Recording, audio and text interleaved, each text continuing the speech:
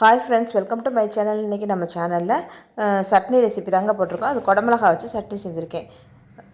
பச்சை குடமிளகா வச்சு செஞ்சுருக்கேன்.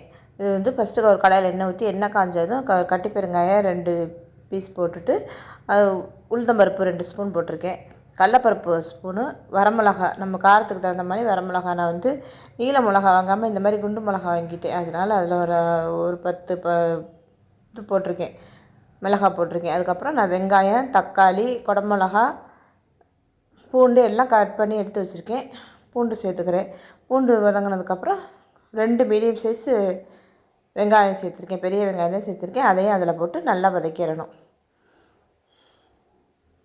நம்ம வெங்காயம், மிளகாய் இதுதான் காரத்துக்கு தகுந்த மாதிரி போட்டுக்கணும்.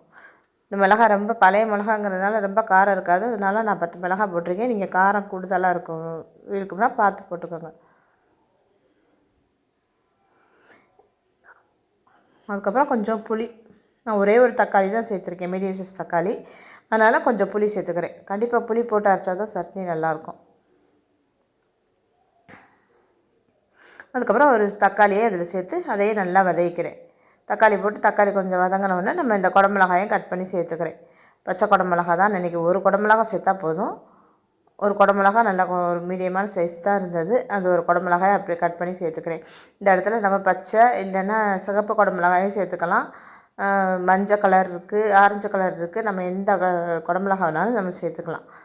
அதே மாதிரி ஆனால் வந்து இந்த சிகப்பு குடமிளகாய் சேர்க்கும்போது கொஞ்சம் காரம் கூடுதலாக போட்டுக்கோங்க. ஏன்னா அது கொஞ்சம் இனிப்பு தன்மையாக இருக்கும். அது பச்சை குடமிளகாய் வந்து கொஞ்சம் காரம் இருக்கிறதுனால நம்ம மிளகாயை கொஞ்சம் குறைச்சே போட்டுக்கலாம். அந்த மாதிரி போடும்போது நம்ம வந்து கொஞ்சம் கூடுதலாக போட்டுக்கணும். சிகப்பு குடமிளகாய்க்கு காரம் கொஞ்சம் கூடுதலாக போட்டுக்கணும். ஏன்னா அது இனிச்ச மாதிரி இருக்கும். அதுக்காக சொல்கிறேன். நான் எந்த குடமிளகாயுமே நம்ம போட்டு செய்யலாம். கலர்ஃபுல்லான வெஜிடபிள்ஸ் தான் சாப்பிடணும்னு சொல்கிறாங்க. இந்த மாதிரி குடமிளகாயெல்லாம் வாங்கினீங்கன்னா சட்னி இந்த மாதிரி செஞ்சு பாருங்கள், ட்ரை பண்ணி பாருங்கள். இதுக்கு தேவையான அளவு உப்பு போட்டுட்டு நல்லா வதக்கியாச்சு. ரொம்ப எல்லாம் வதக்கணும்னு கிடையாது. ஓரளவு வதங்கினதுக்கப்புறம் அடுப்பை ஆஃப் பண்ணிவிட்டு கூட நம்ம தேங்காயை போட்டுக்கலாம். தேங்காய் போட்டு வதக்கணும்னு கிடையாது. தேங்காய் போட்டு அந்த சூட்லேயே தேங்காய் வந்து நம்மளுக்கு வதங்கிடும். தேங்காயை நம்ம குழம்புல இருந்தாலும் இதுலேயும் நம்ம ரொம்ப வதக்க தான் அது வந்து கெட்ட கொலஸ்ட்ராலாக மாறுமா. அது வரைக்கும் அது நல்ல குட் கொலஸ்ட்ரால் தான். இங்கே தேங்காயில் அப்போல்லாம் சத்து இருக்குது. அதனால் தேங்காய் ரொம்ப போடலை, ஒரு அரை முடிக்கு கம்மியாக தான் போட்டிருக்கேன். ஒரு 4 ஸ்பூன் போட்டிருப்பேன் தேங்காய், அவ்வளோதான். ரொம்பவும் போட்டாலும் நல்லா இருக்காது. போட்டுட்டு நல்லா ஆற வச்சுட்டு மிக்சியில் போட்டு நம்ம நைஸாக அரைச்சி எடுத்துக்கப்புறம் நம்ம இந்த மாதிரி நைஸாக அரைச்சி எடுத்துக்கிட்டு தாளிச்சிட வேண்டியதான்.